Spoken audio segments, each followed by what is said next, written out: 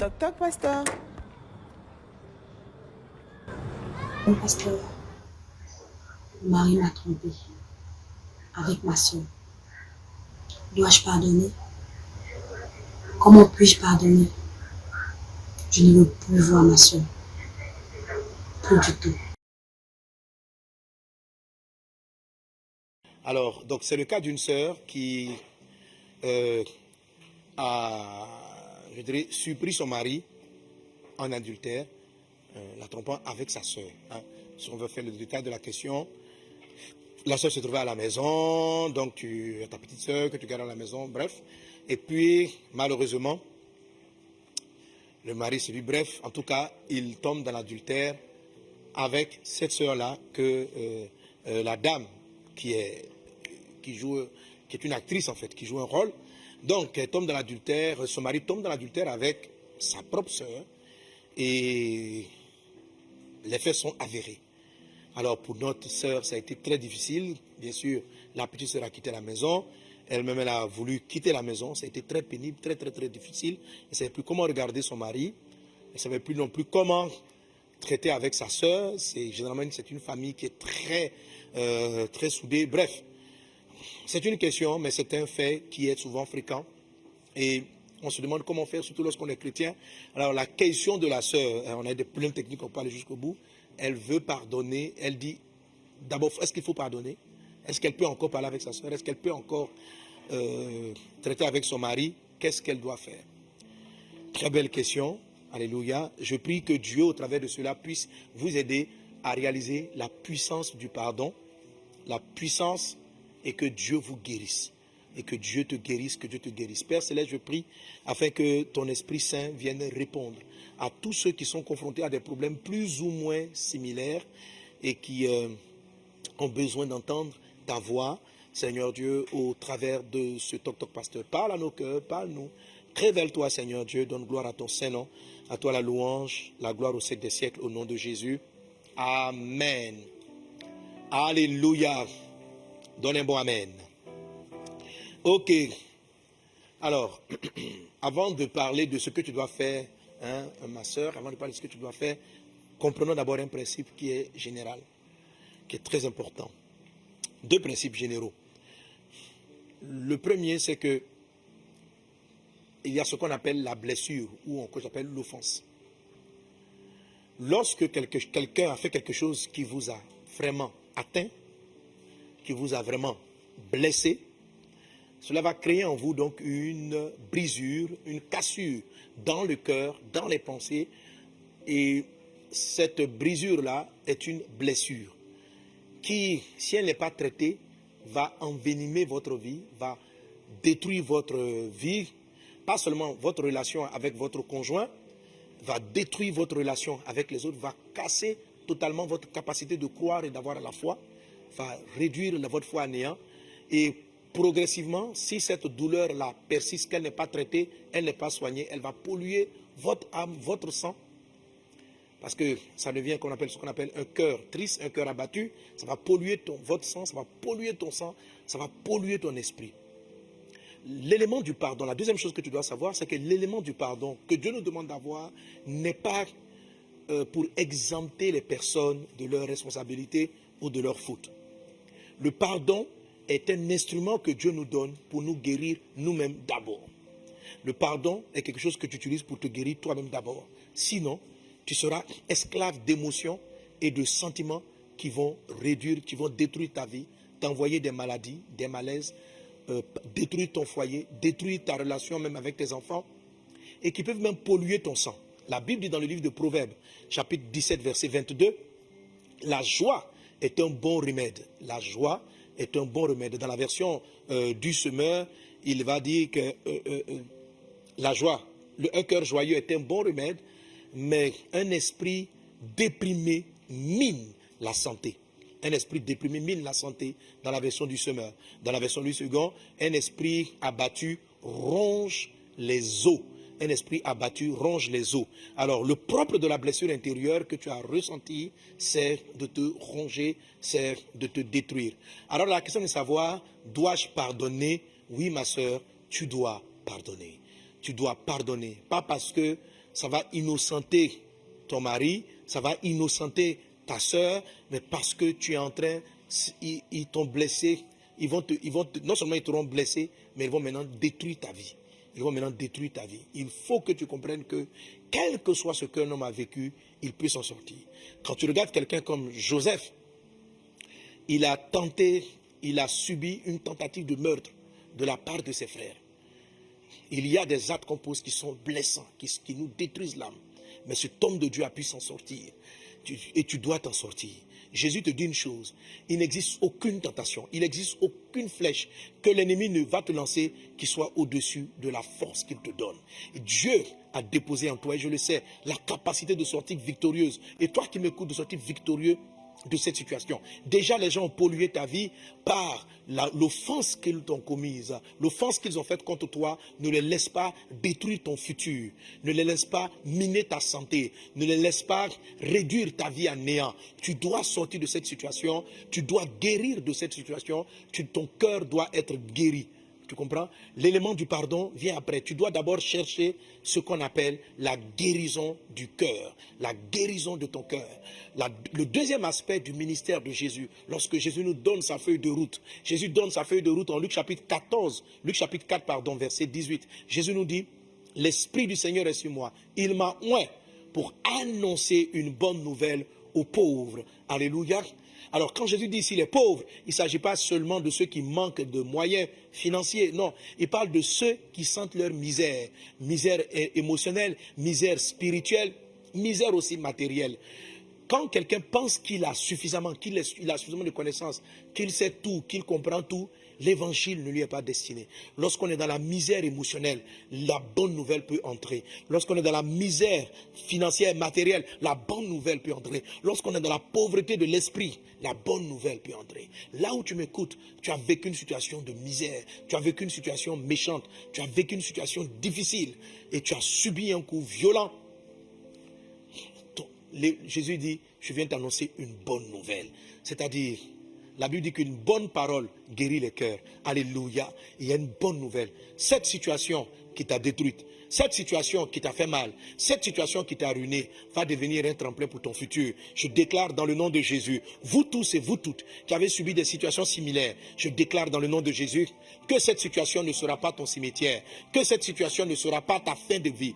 Voici des choses que tu dois te répéter dans ton cœur. L'Esprit du Seigneur est venu sur Jésus. Lorsque les gens sont dans la pauvreté, l'Esprit du Seigneur est sur le Christ pour les faire sortir. Cette situation ne sera pas ta misère. Voici le type de parole que tu dois répéter dans ton cœur, que cette situation ne va pas t'arrêter, que cette situation ne va pas te détruire, que cette trahison ne freinera pas ta vie. La bonne nouvelle, ce n'est pas la mauvaise nouvelle. La bonne nouvelle, cette situation n'arrêtera pas ta vie parce que tu vas t'appuyer sur Dieu, celui qui est ressuscité des morts. Parce que là, on a enterré ton foyer, on a enterré ta maison, on a enterré ta vie. Cette situation ne t'arrêtera pas. Tu as un destin, tu as des enfants à prendre en charge, tu as une vie à mener. Dieu te regarde, tu vas te sortir de cette situation en t'appuyant sur le Christ, en t'appuyant sur Jésus-Christ de Nazareth. L'Esprit du Seigneur est sur Jésus pour annoncer une bonne nouvelle. Deuxième chose qu'il dit dans sa feuille de route, pour guérir ceux qui ont le cœur brisé. Oui, ma soeur, ton cœur a été brisé. Oui, mon frère, toi peut-être, c'est ta femme qui t'a surprise en train de te tromper. La réponse aussi est pour toi. Ton cœur a été brisé. Peut-être qu'elle t'a laissé pour aller avec ton copain, etc. Tout ce sont des choses, chacun a une occasion d'avoir le cœur brisé. Je réponds à cette sœur, mais je réponds en même temps à tous ceux et celles qui sont confrontés à des situations où il est difficile de pardonner. Quand ta sœur te trahit, quand ton mari te trahit, ça embrouille ta vie familiale. Quelles sont vos relations familiales? Quelle va être ta relation avec ton mari? C'est compliqué. Et j'imagine la maman, si la maman apprend ça, comment une mère peut imaginer que ça? Propre sœur, c'est difficile. Et tout le monde traverse par des situations où l'ennemi cherche à briser le cœur. Quand Satan arrive à briser ton cœur, il arrive à polluer toute ta vie. La Bible dit que garde ton cœur plus que toute chose. Proverbe chapitre 4, verset 23. Garde ton cœur plus que toute autre chose, car c'est de lui que viennent les sources de la vie. Alors, une fois que ton cœur est blessé, pollué, ta vie va être polluée parce que c'est du cœur que viennent les sources de la vie. Tu dois te sortir de cette situation-là en faisant confiance à Jésus. Il dit ceci, l'Esprit du Seigneur est sur lui, il a oint pour guérir ceux qui ont le cœur brisé. Tu comprends ma réponse jusqu'à présent? Je ne suis pas en train de répondre à pardonner ou ne pas pardonner. Je suis en train de répondre à j'ai été blessé, il faut que je sois guéri. Alléluia. J'ai été blessé, j'ai été meurtri, je dois chercher le rétablissement. Le rétablissement doit être ta quête première. Amen. Après, donc, déjà, quand tu t'es mis dans la dynamique de la guérison, alors maintenant commence le processus de comment est-ce que Dieu veut que tu sois guéri. Alléluia. Alors, je vais vous dire une vérité spirituelle très puissante, très forte, qui est en même temps dans mon message. C'est comme si j'étais dessus, mais je ne suis pas au sujet. Alors, sachez-le. Le mal est plus fort que le bien. La méchanceté, en termes de trucs, la méchanceté finit par vaincre la gentillesse. Quand l'homme et Adam et Ève ont péché, vous savez, c'est une grande allégorie qui explique les mystères de la vie. Le fruit qu'ils ont mangé, je te l'enseigne souvent, c'était le fruit du bien et du mal. Après cela, les enfants qu'ils ont eus ont été le reflet du fruit qu'ils avaient mangé. Dans les enfants qu'ils ont eus, il y avait le bien en Abel et il y avait le mal qui avait pris possession de Caïn. Mais la Bible dit que Caïn a tué Abel. Le mal a tué le bien. C'est ce que Dieu avait dit à Adam et Ève. Il dit ceci, si vous mangez le fruit du bien et du mal, il va finir par donner la mort. Et la mort s'est produite comment? Parce que le fruit de la connaissance du bien et du mal a en même temps en lui le bien et le mal. C'est pourquoi dans les nations, dans le monde, les personnes méchantes ont très souvent l'ascendant sur les personnes bonnes de cœur. Les personnes méchantes, la méchanceté finit par peu. C'est-à-dire que ce sont les corrompus, par exemple, qui vont régner. Ce sont les gens les plus méchants qui vont prendre le pouvoir. Très souvent, c'est la règle c'est un peu ce qui régit le monde. Il y a du bien, il y a du mal, mais le bien est faible par rapport au mal. Les deux vont toujours ensemble.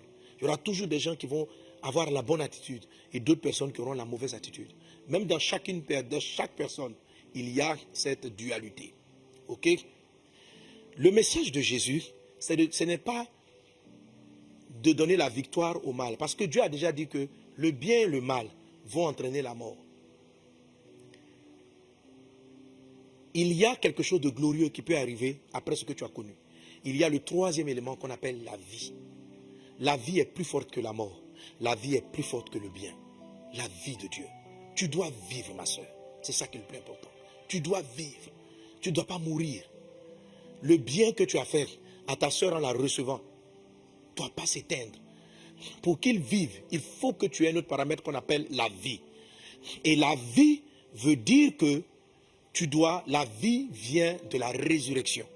Quand la vie a été tuée, Jésus est ressuscité pour donner la vie pour toujours. Alléluia. Alors, c'est de là que vient l'élément du pardon.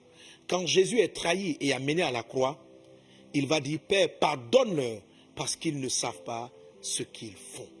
Alléluia. Ils ne savent pas ce qu'ils font. Alors, comment est-ce que tu vas arriver à faire cela? Donc, tu vois que Jésus-Christ a fait une prière pour ceux qui l'ont crucifié. Ta soeur et ton mari t'ont crucifié. Ta soeur et ton mari t'ont cloué. Mais tu dois arriver à manifester la vie. Et la vie va non seulement te pardonner, va te guérir, mais va aussi les sauver. Va aussi sauver ta soeur, va aussi sauver ton mari et va aussi sauver ton foyer. Si tu as su l'histoire, c'est que peut-être ton mari t'a demandé pardon. Mais l'élément le plus dramatique dans tout ça, c'est que pour que ton mari en arrive là, peut-être qu'il n'est pas converti. Il faut qu'il soit sauvé, qu'il aille au ciel, que la vie soit manifestée. Pour que ta soeur en arrive là, il faut qu'elle ne soit pas convertie, qu'elle se répande. Ça peut être aussi vraiment quelque chose qu'ils regrettent amèrement. Ils sont retrouvés, le diable les a séduits, le diable les a fait tomber dans un piège, comme David, le grand David, qui a vu une femme qui est tombée dans la séduction. Lorsqu'il s'est rendu compte de sa misère, il s'est repenti. Il arrive même à des gens de bien. Ta soeur peut être bien, mais elle est tombée dans un piège satanique et elle a chuté. Elle est remplie de regrets. Elle-même, elle est en train de mourir. Ton mari aussi est rempli de regrets.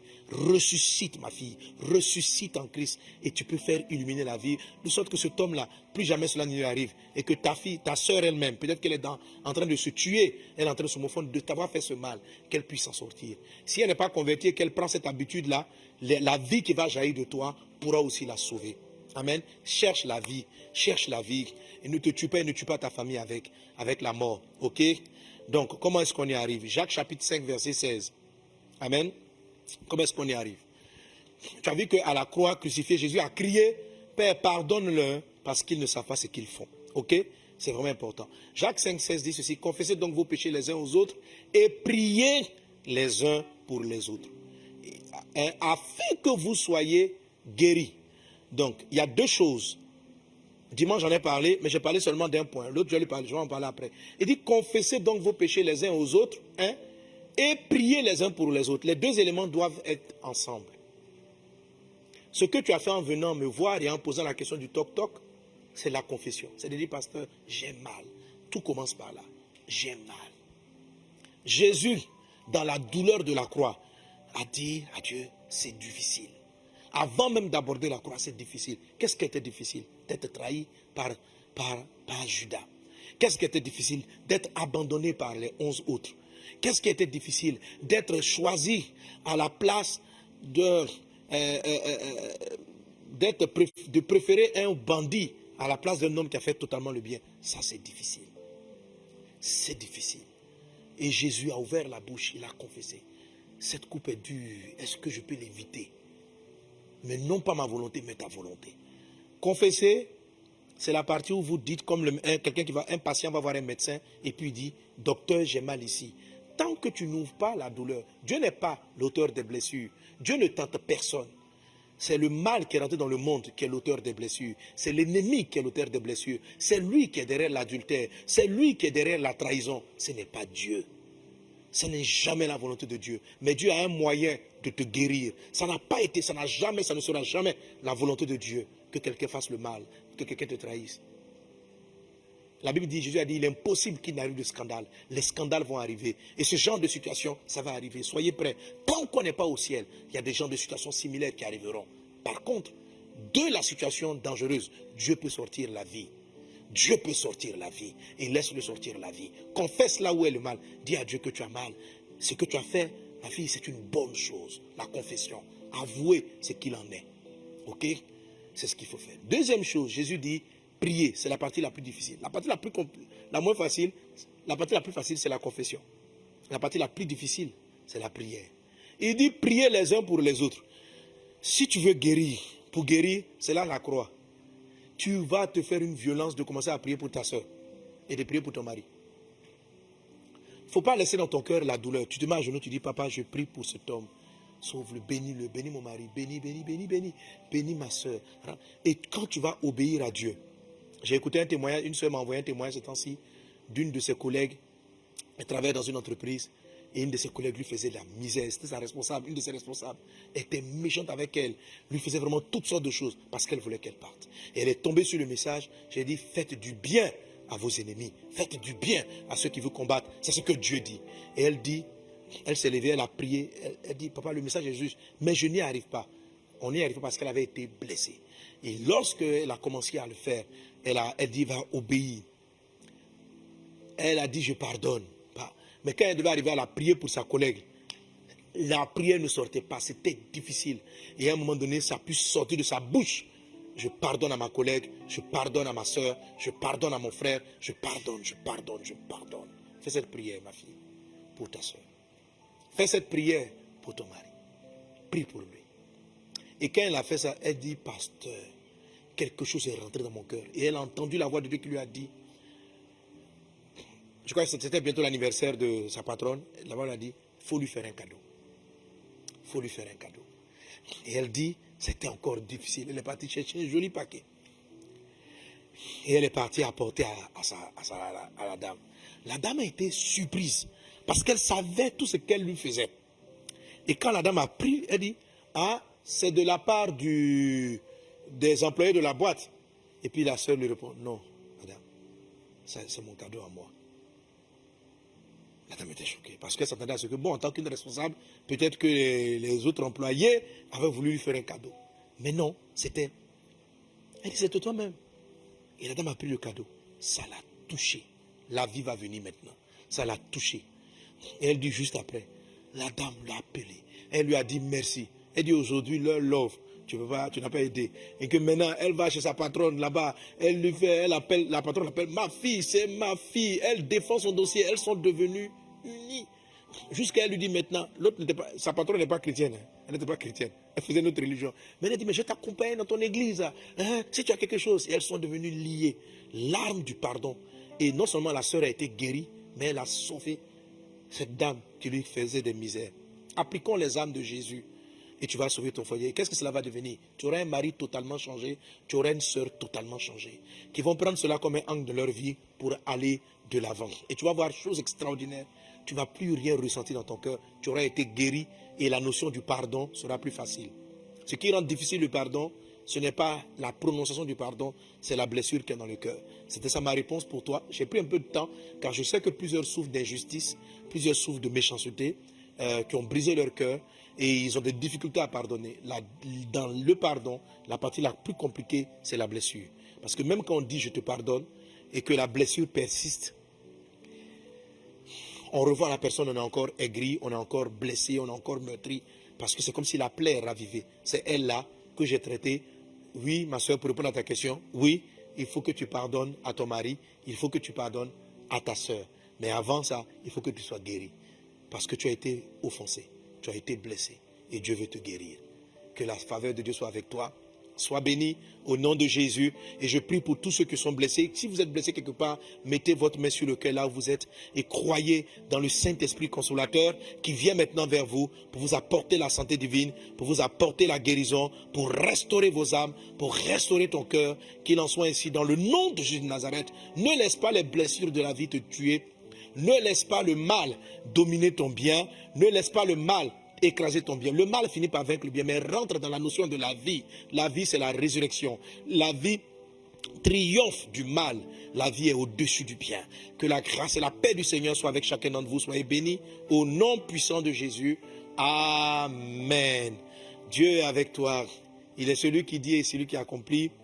Il est celui qui annonce et qui le fait.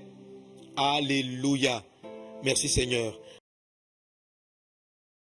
Rendez-vous ce mardi à 12h30 GMT au Mohamed Sanogo Live avec le pasteur Mohamed Sanogo en direct sur Facebook, YouTube et Instagram. Abonne-toi, like et partage.